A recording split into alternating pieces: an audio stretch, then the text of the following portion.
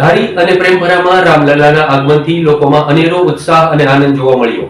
મંદિરમાં ભગવાન શ્રી રામ બિરાજમાન થવા જઈ રહ્યા છે, ત્યારે ધારી અને પ્રેમભરા વિસ્તારના લોકોમાં અનેરો ઉત્સાહ જોવા મળી રહ્યો છે।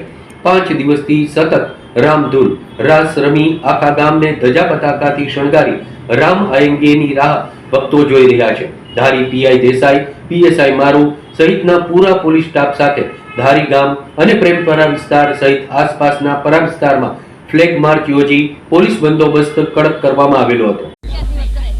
અત્યારે જ્યારે કાલે 22 જાન્યુઆરી રામ મંદિર અયોધ્યામાં ભગવાન શ્રી રામ પોતાના ઘરમાં પ્રવેશ કરવા, ગૃહ પ્રવેશ કરવા જઈ રહ્યા છે, ત્યારે અમારા પ્રેમભરા વિસ્તાર તેમજ ધારી વિસ્તારમાં ખૂબ જ ઉત્સાહ છે।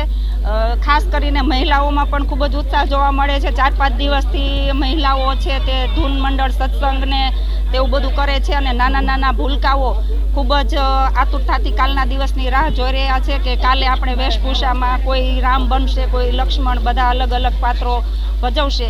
આમ પ્રેમભરા તો ઠીક, પણ સમગ્ર ધારી વિસ્તારમાં અને સમગ્ર ગુજરાત ભારતમાં જેવો માહોલ છે તેવો જ અમારો પ્રેમભરામાં ખૂબ જ ઉત્સાહપૂર્વકનું વાતાવરણ। અતુલભાઈ, અયોધ્યામાં રામલલ્લા કાલે બિરાજમાન થવાના છે, પ્રેમભરા અને ધારી શહેરનો કેવો છે ઉત્સાહ, શું કહેશો?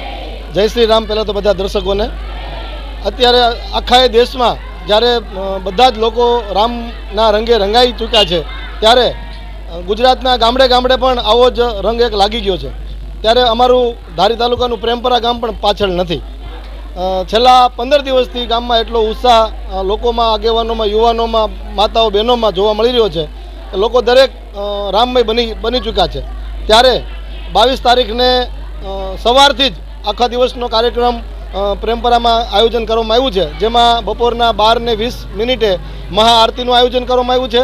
બપોરના 2.5 કલાકે શોભાયાત્રા રામલલ્લાની આખા ગામમાં શેરીએ ફરવાની છે અને સાંજના ફરી વખત રામજી મંદિરે શોભાયાત્રા પૂર્ણ થઈ અને મહાઆરતીનું આયોજન કરવામાં આવેલું છે। આજે જ્યારે 22 તારીખે અયોધ્યા ધામમાં ભવ્ય ઉત્સવ ઉજવાઈ રહ્યો છે, ત્યારે ગામો ગામ ધારી હોય કે પ્રેમભરા હોય કે આજુબાજુના ગ્રામ્ય લેવલ હોય કે સિટી શહેર હોય, એક ભવ્ય માહોલ જોવામાં આવ્યો છે, જેમાં હૈયે રામ વસી ગયા હોય એવો જ આયોજન, મહિલા હોય કે બાળકો હોય કે પુરુષો હોય, એમ હૃદય રામ વસી ગયા હોય એવી જ રીતે ભવ્યથી ભવ્ય આયોજન અને ભવ્યથી ભવ્ય સુશોભન કરવામાં આવી રહ્યું છે। અને ગામડે બટુક ભોજન હોય કે પછી ગામ સમજતો હોય એવા આયોજનો કરીને ભવ્ય ઉત્સવ, અને આપણે કહીએ છીએ કે 1 જાન્યુઆરીએ આપણે દિવાળી ઉજવીએ છીએ, મતલબ નવું વર્ષ ઉજવીએ છીએ। હવેથી આપણે 22 તારીખે આવું ભવ્યમાં ભવ્ય આયોજન હર વખતે આવું થાય એવી જ આપણે આશા રાખીએ છીએ। આવતીકાલે પ્રેમભરામાં કઈ ટાઈપના આયોજનો કરવામાં આવ્યા છે? આવતીકાલે અમારે સવારેથી, આમ તો આખો દિવસ જ અમારે કાર્યક્રમ ચાલુ છે। બપોરે અમારે મહાઆરતીનું આયોજન છે, બટુક ભોજન છે, ત્યારબાદ રાસ ગરબા છે, શોભાયાત્રા છે, અને અમારા ભૂલકાઓ પ્રેમભરામાં નાનાથી મોટાના છોકરાઓ, બાળકો, બહેનો, એમ મોટું આયોજન કરેલ છે વેશભૂષાનું। એમાં રામ, લક્ષ્મણ, જાનકી, હનુમાનજી, કૃષ્ણ અને રાધાજી, શંકર પાર્વતીજી, તેમજ આપણે વિષ્ણુ અને લક્ષ્મીજી, એમ 7 બેનું ખોડિયાર, એવા અનેક ગામડામાંથી આપણે નાની બાળકાઓ તૈયાર થઈ છે।